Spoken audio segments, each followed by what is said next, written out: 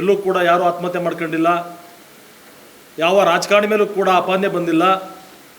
ಇಡೀ ರಾಜ್ಯದಲ್ಲಿ ಎಲ್ಲೂ ಕೂಡ ಕಾಂಗ್ರೆಸ್ ಬಿಟ್ಟರೆ ಬಿ ಜೆ ಪಿಯವ್ರು ಮಾತ್ರ ಭ್ರಷ್ಟರು ಅಂತಕ್ಕಂಥದ್ರಲ್ಲಿ ಕಾಂಗ್ರೆಸ್ನವ್ರೇನು ಬಿಂಬಿಸಿಕೊಟ್ಟವ್ರೆ, ಅದ್ರ ವಿರುದ್ಧ ಮಾತಾಡಬೇಕಾಗ್ತದೆ. ಇವತ್ತೇನು ನಮ್ಮ ರಾಜ್ಯದಲ್ಲಿರ್ತಕ್ಕಂಥ ಪೊಲೀಸ್ ಇಲಾಖೆ ಕಾಂಗ್ರೆಸ್ ಸರ್ಕಾರದ ಬಚ್ಚಿನ ಮನೆ ಆಗೈತೆ ಅಂತಕ್ಕಂಥ ಮಾತನ್ನು ಹೇಳಬೇಕಾಗ್ತದೆ. ಯಾರೋ ಒಬ್ಬ ವ್ಯಕ್ತಿ ಮೇಲೆ ಆರೋಪ ಬಂದ ಮೇಲೆ ಅದು ಸರಿನಾ ತಪ್ಪ ಏನು ಮಾಡೋರು ಅಂತಕ್ಕಂಥದ್ದನ್ನ ಪ್ರಶ್ನೆ ಮಾಡಬೇಕಾಗ್ತದೆ. ಲೋಕಸಭಾ ಸಂಸದರ ಮೇಲೆ ಏಕಾಏಕಿ ಅವರೆಲ್ಲೂ ಕೂಡ ಯಾವ ಡೆತ್ ನೋಟಲ್ಲಾಗಲಿ ನಾಗೇಶ್ ಮತ್ತು ಮಂಜುನಾಥ್ ಜೊತೆ ಅವನು ಏನು ಬಾಬು ಅಂತಕ್ಕಂಥ ಒಬ್ಬ ವ್ಯಕ್ತಿ ಸತ್ತಿರ್ತಕ್ಕಂಥವನು ಎಲ್ಲೇ ಮಾತಾಡಬೇಕಾದ್ರೂ ಕೂಡ ನಾಗೇಶು 1000 ಹೇಳ್ತಾನೆ, ಮಂಜುನಾಥ್ ಕೂಡ 1000 ಹೇಳ್ತಾನೆ. ನನಗೆ ರಾಜ್ಯದ ಮುಖ್ಯಮಂತ್ರಿಗಳು ಗೊತ್ತು, ರಾಜ್ಯದ ಮಂತ್ರಿಗಳು ಗೊತ್ತು, ನನಗೆ ಪ್ರಧಾನಮಂತ್ರಿಗಳು ಗೊತ್ತು ಅಂತ 1000 ಹೇಳ್ಬೇಕಾದ್ರೆ ನಂಬಿರ್ತಕ್ಕಂಥವ್ನು ಹೆಂಗಿರಬೇಕು? ಅವನು ಸುಧಾರಕರೇ ಮುಖ್ಯಮಂತ್ರಿ ಹೆಸರು ಹೇಳ್ತೀನಿ, ಯಾರು ಬಂದು ಕಾಸು ಕೊಡಲಿ, ನಾನು ಸಚಿವರು ಹೆಸರು ಹೇಳ್ತೀನಿ, ನನಗೆ ಯಾರು ಬಂದು ಕಮಿಟೆಂಟ್ ಆಗಲಿ. ನೋಡೋ ಹಾಗಾದರೆ ಸಂಸದರು ಹೆಸರು ಹೇಳ್ಬಿಟ್ನಂತೆ, ಇವನು ತಗೊಂಡೋಗಿ ಇನ್ನೊಬ್ಬಕ್ಕೆ ದುಡ್ಡು ಕೊಟ್ಬಿಟ್ನಂತೆ. ಎಷ್ಟು ಮಟ್ಟು ಸರಿ ಇದು?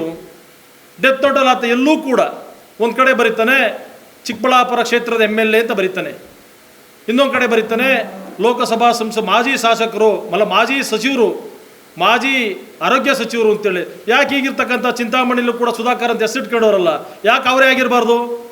ಈ ಸುಧಾಕರ್ ಅಂತ ಹೆಂಗೆ ಹೇಳ್ತೀರಿ ನೀವು? ನಿಮ್ಮ ಸಚಿವರು ಇರ್ತಕ್ಕಂಥವ್ರು ಕಾಂಗ್ರೆಸ್ ಸರ್ಕಾರದ ಸಚಿವರು ಹತ್ರಕ್ಕೆ ಹೋಗ್ಬೇಕು ಕೆಲಸ ಕೊಡಿಸಿ ಅಂತೇಳಿ. ನಮ್ಮ ಸಂಸದರು, ನಮ್ಮ ಲೋಕಸಭಾ ಸದಸ್ಯರು ಕಾಂಗ್ರೆಸ್ ಪಕ್ಷ ಇರ್ತಕ್ಕಂಥ ರಾಜ್ಯ ಸರ್ಕಾರದಲ್ಲಿ ಹೆಂಗೆ ಕೆಲಸ ಕೊಡಿಸ್ತೀವಿ ಅಂತ ಆಶ್ವಾಸನೆ ಕೊಡ್ತಾರೆ. ಪೊಲೀಸ್ ಇಲಾಖೆ ಕಾನೂನು ಇರ್ತಕ್ಕಂಥ ಬಡವನಾಗಲಿ, ಬಲಿಗನಾಗಲಿ, ಶ್ರೀಮಂತನಾಗಲಿ, ರಾಜಕಾರಣಿ ಆಗಲಿ, ಯಾರೇ ಆಗಿರಲಿ ಸತ್ಯಾಸತ್ಯತೆಯನ್ನು ಬೆಳಕಿ ತರಬೇಕು ಅಂತಕ್ಕಂಥದ್ದೇ ನಮ್ಮ ಈ ಪತ್ರಿಕಾಗೋಷ್ಠಿಯ ಉದ್ದೇಶ. ಯಾರಪ್ಪ ಆತ ಸತ್ತ ತಕ್ಷಣ ಒಂದು ದಿವಸ ಬಿಫೋರ್ ಒನ್ ಡೇ ಚಿಕ್ಕಬಳ್ಳಾಪುರ ಇರ್ತಕ್ಕಂಥ ಎಲ್ಲ ವಾಟ್ಸಪ್ಪಲ್ಲಿ ಫೇಸ್ಬುಕ್ಕಲ್ಲಿ ಆತನ ಡೆತ್ ನೋಟ್ ಹೊರದಾಡಬೇಕಾದ್ರೆ ಅಲ್ಲಿರ್ತಕ್ಕಂಥ SP ಸಾಹೇಬ್ರು ಏನು ಮಾಡ್ತಾಯಿದ್ರು, ಇನ್ಸ್ಪೆಕ್ಟ್ರುಗಳು ಏನು ಮಾಡ್ತಾಯಿದ್ರು, ಯಾರು ಬೇಡ ಆಯ್ತು, ಅವ್ರು ಯಾರು ಬೇಡ ಇರಲಿ, ಅವ್ರಿಗೇನೋ ಗೊತ್ತಿಲ್ಲ ನಡೆದೈತೆ. ಅವ್ರ ಕುಟುಂಬದವ್ರು ಏನು ಮಾಡ್ತಾಯಿದ್ರು? ಒಬ್ಬ ಮನೆ ಮಗ ಸಾಯ್ತಾನೆ ಅಂತಕ್ಕಂಥ ಡೆತ್ ನೋಟ್ ಬರೆದ್ರೂ ಕೂಡ ನೀವು ಅವನ್ನ ತಡೆಯಂತ ಪ್ರಯತ್ನ ಮಾಡಲಿಲ್ಲ ಅಂತಂದರೆ ಇದರಿಂದ ಯಾರು ಕೈವಾಡ ಐತೆ? ನಾನು ಎಲ್ಲಿ ನೋವಾಗ್ತಾ ಇರ್ತಕ್ಕಂಥದ್ದು ಅಂದರೆ, ಲೋಕಸಭಾ ಸಂಸದರ ಮೇಲೆ ಇಷ್ಟೊಂದು ಗಂಭೀರವಾದ ಆರೋಪ ಬಂದ ಮೇಲೆ ಈ ರಾಜ್ಯದಲ್ಲಿರ್ತಕ್ಕಂಥ 136 ಕಾಂಗ್ರೆಸ್ ಕ್ಷೇತ್ರದ MLAಗಳು ಇಂಥ ಸಮಸ್ಯೆಗಳನ್ನ ಭಾರತೀಯ ಜನತಾ ಪಾರ್ಟಿ ಮತ್ತು NDA ಕಾರ್ಯಕರ್ತರುಗಳು ಸಾವಿರಾರು ಎದುರಿಸ್ತವ್ರೆ. ಕಾಂಗ್ರೆಸ್ ಕಾರ್ಯಕರ್ತರು ಹೋಗಿ ಕೊಟ್ಟಿದ್ದ ಮರುಕ್ಷಣವೇ ಕಾರ್ಯಕರ್ತರ ಮೇಲೆ FIR ಆಗ್ತಾಯಿದೆ. ಸಂಸದರನ್ನೇ ಬಿಟ್ಟಿಲ್ಲ ಅಂದಮೇಲೆ ಭಾರತೀಯ ಜನತಾ ಪಾರ್ಟಿ ಕಾರ್ಯಕರ್ತರು NDA ಕಾರ್ಯಕರ್ತರನ್ನ ಯಾವ ರೀತಿ ಎದುರಿಸ್ತಾ ಇದ್ದೀರಾ ನೀವು ಅಂತಕ್ಕಂಥ ನಾವು ಇವತ್ತು ಕೇಳಬೇಕಾಗ್ತದೆ. ನಾವು ಕಾನೂನು ಯುದ್ಧ ಮಾತಾಡ್ತಾ ಇಲ್ಲ ಇಲ್ಲಿ. ನಮ್ಮ ಸಂಸದರಿಗೂ ಅವ್ರಿಗೇನಾದ್ರು ಕೂಡ ಕಮಿಟ್ಮೆಂಟ್ ಲಿಂಕ್ ಇತ್ತು, ನನಗೆ FIR ಅಲ್ಲಿ ಅರೆಸ್ಟ್ ಮಾಡಲಿ, ಬೇಡ ಅನ್ನಕ್ಕೆ ಹೋಗಲ್ಲ.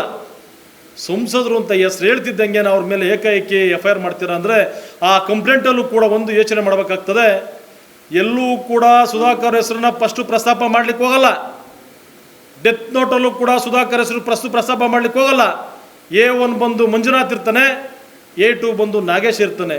ನೀವು ಪೊಲೀಸ್ ಇಲಾಖೆಯವರು ಕಂಪ್ಲೇಂಟ್ ಕೊಡ್ಬೇಕಾದ್ರೆ A1ನ ಹೆಂಗ್ರಿ ಮಾಡ್ತೀರಿ ಸಂಸದರ ಮೇಲೆ? ಲೋಕಸಭಾ ಸಂಸದರ ಮೇಲೆ A1 ಯಾವ ಮಾನದಂಡದ ಮೇಲೆ ಅವ್ರ ಮೇಲೆ A1 ಮಾಡಿದ್ರಿ? ಎಲ್ಲಿ ಕಂಪ್ಲೇಂಟಲ್ಲಿ ನಿಮಗೆ ಸುಧಾಕರೇ ನೇರ ಇಂಟರ್ಫಿಯರ್ ಆಗೋರೆ ಅಂತೇಳಿ ಅವನ ಹೆಂಡತಿ ಶಿಲ್ಪಾ ಅಂತಕ್ಕಂಥ ಒಬ್ಬ ಮಹಿಳೆ ಕಂಪ್ಲೇಂಟ್ ಕೊಡಬೇಕಾದ್ರೆ ಎಲ್ಲಿ ಸಂಸದರ ಹೆಸರನ್ನ ಉಲ್ಲೇಖ ಮಾಡಿತಾ ಎಮ್ಮ? ಅವ್ರ ಮಾಧ್ಯಮದಲ್ಲಿ ಹೇಳ್ಬೇಕಾದ್ರೆ ಅಪ್ಪ ಇನ್ನೂ ಕೂಡ ಹಾಸ್ಪಿಟ್ಲಲ್ಲಿ ಇದ್ದ, ಅವ್ರ ಕುಟುಂಬದವ್ರು ಬಂದು ಮಾಧ್ಯಮಕ್ಕೆ ಒಂದು ಸ್ಟೇಟ್ಮೆಂಟ್ ಕೊಡ್ತಾರೆ, ಸುಧಾಕರ್ಗೂ ಇದಕ್ಕೂ ಯಾವ ಸಂಬಂಧನೂ ಇಲ್ಲ, ಸುಧಾಕರ್ಗೂ ಇದಕ್ಕೂ ಸಂಬಂಧ ಇಲ್ಲ ಅಂತೇಳಿ. ನೀವೆಲ್ಲ ಪ್ರಚೋದನೆ ಕೊಟ್ಟು ನಾನು ಒಂದು ಕೇಳಲಿಕ್ಕೆ ಬಯಸ್ತೀನಿ, ಲೋಕಸಭಾ ಸಂಸದರ ಮೇಲೆ FIR ಹಾಕ್ಬೇಕಾದ್ರೆ ರಾಜ್ಯದ ಮಂತ್ರಿಗಳಿಗಾಗಲಿ, ರಾಜ್ಯದ ಮುಖ್ಯಮಂತ್ರಿಗಾಗಲಿ, ಅಲ್ಲಿರ್ತಕ್ಕಂಥ ಕಾಂಗ್ರೆಸ್ ಶಾಸಕರಾದ ಪ್ರದೀಶ್ ಅವ್ರಿಗೆ ಗೊತ್ತಿಲ್ವಾ?